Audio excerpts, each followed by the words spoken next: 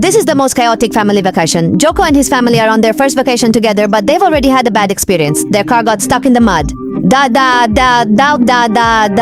Joko is a hard worker. Every time he works, he always comes home late at night, so he often gets into trouble with his ex-wife. Joko is always late picking up his children from school. Even though he has tried hard, his ex-wife still considers that Joko is not fit to have custody of their children. Joko's new wife also keeps trying to win over the children. However, it seems all in vain because the children no longer want to hear any explanations from Joko. Tonight, Joko failed to get the chance to take his children home.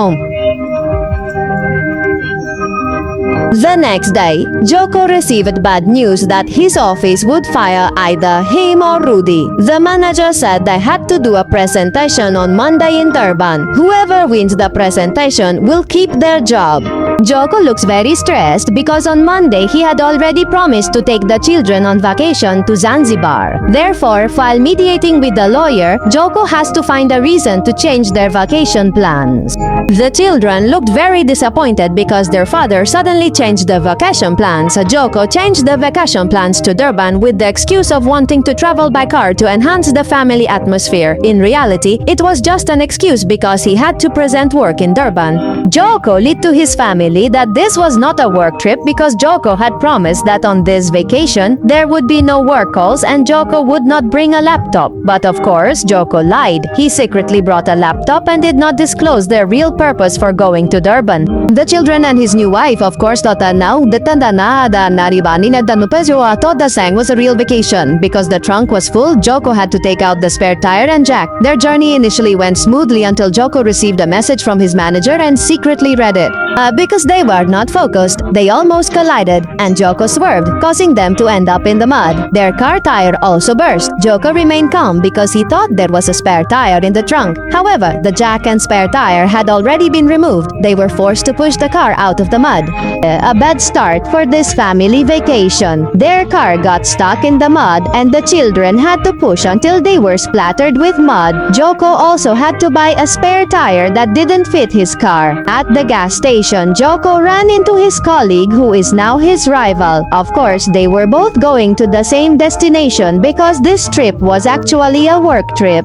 When his wife arrived, Joko pretended that nothing had happened because he was keeping the truth from his family. Out of pride, Joko also had to pretend that his family was very harmonious. Even as they continued their journey, they ended up overtaking each other and Joko drove the car over the speed limit. As a result, they were fined by the police.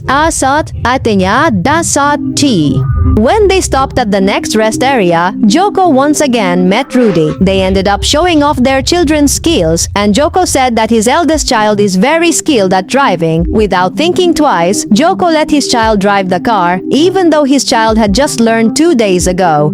The car moved very slowly. When they reached the highway, Joko's children started fighting and they almost had an accident. Even after stopping, they kept fighting and didn't realize their car had slid into the lake. A bad day isn't marked on the calendar. That's what this small family is experiencing. Their car slid into the lake. This happened just because of Joko's pride in wanting to show off his child in front of his rival. He let his child drive the car even though they weren't very skilled yet, until they almost had an accident and their car went into the bushes. Because they forgot the handbrake, their car rolled on its own with no one inside. Joko tried to chase their car, but it was too late. They quickly secured the suitcase and belongings inside the car.